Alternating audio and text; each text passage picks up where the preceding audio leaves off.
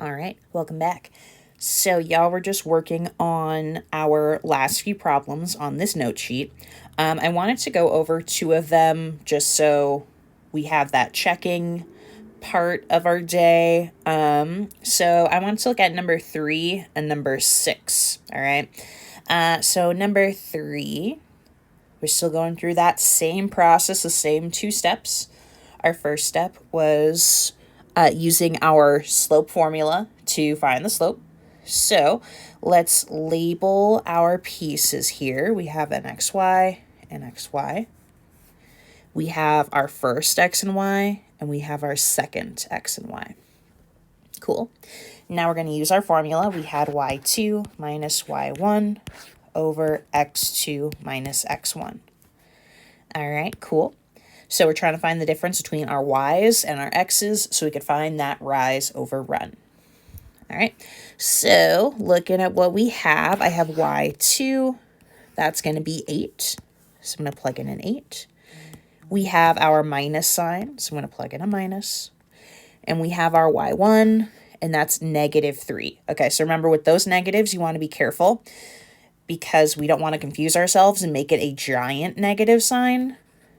So we're subtracting a -3. We just want to be really clear about that and put that -3 in parentheses. So we don't confuse ourselves. We don't put in not enough negatives or too many of them. All right, I'm going to keep going with this. I have x2 at the bottom, so that's going to be a 5. We still have that minus sign between, and then we have x1, and that's a +10. Cool. Now that everything is filled in, I'm going to start subtracting or adding, in this case, because we had a negative minus, or sorry, we were subtracting a negative number. So that's just going to make it a giant positive. So I have 8 plus 3 at the top. Again, if you're not sure about how that works, please plug it into your calculator, including the parentheses, okay?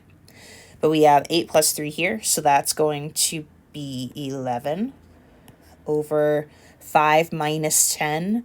Again, if you're not sure, plug it into your calculator. It's going to be a -5. Cool. So that is our slope. I'm looking at this. I know that 11 is not divisible by 5, so I can't make this any smaller. It's just going to be 11 over -5. All right. That was step number 1. Step number 2 is going to be filling in or plugging in our pieces into our HK formula. So let's write that out. We got y equals m, parentheses x minus h plus k. And then we'll just put in the pieces that we want. Okay, so remember, your pieces are coming from all of this stuff up here. Our m is going first. Remember, your m is going to be your slope. And we just found that was 11 over -5. So I'm going to take that out and put 11 over -5 in. Next thing I need is my h. So remember, it doesn't matter which point you use. It could be this one or this one. Either way, doesn't matter. I'll take the second one because I feel like it. So looking at that, our first number is going to be our h. That's 5. But remember, h is always opposite. So instead of a +5, I'm going to have a -5 in my problem. And then our k is just going to come straight down. Our k was going to be 8. So I'm just going to put that directly into our, there we go, into our formula. And that's it. Find your slope, plug your numbers in. All right, so that's number 3. Let's go down to number 6 as well, because number 6 had a bunch of negatives, and I know it's a little spooky. So again, we're going to follow our steps. Step number 1, use your slope formula. So I'm going to label, I have x, I got y, I have x, I have y. This is my first x and my first y, second x, second y.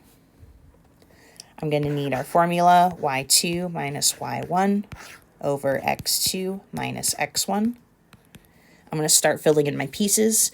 So I have y2, that's -6, minus y1, which is -4. So I see I have another negative, so I'm going to be real careful.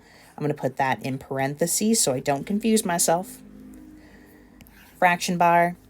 I need my x2, that is -2, minus my x1, and that's -9. So again, it's a negative, so I'm going to make sure to put that in parentheses so I don't confuse myself, because we got a lot of negatives going on here. So again, if you are not sure, please use your calculator. When you're doing that, make sure you put in everything. You would put in a -6 minus parentheses, -4, close parentheses. And then you hit enter and you would get your answer, okay? So we have a -6 minus -4. That's going to be a -2. And then we have -2 minus a -9. So that's going to give me a +7 at the bottom. Okay, again, if you're not sure, use your calculator. All right, so we have -2 over 7. I know that -2 and 7 are not divisible, so I can't make that any smaller, so it's just going to stay the way it is. And then I'm going to go to step number 2, where I just need to plug in my pieces. So I got my y equals m parentheses x minus h plus k.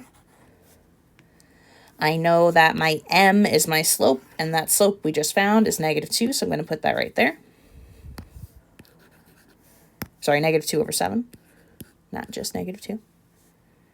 Next thing I'm going to need is my h, so doesn't matter which one of these points we take from. I'm going to use the first one.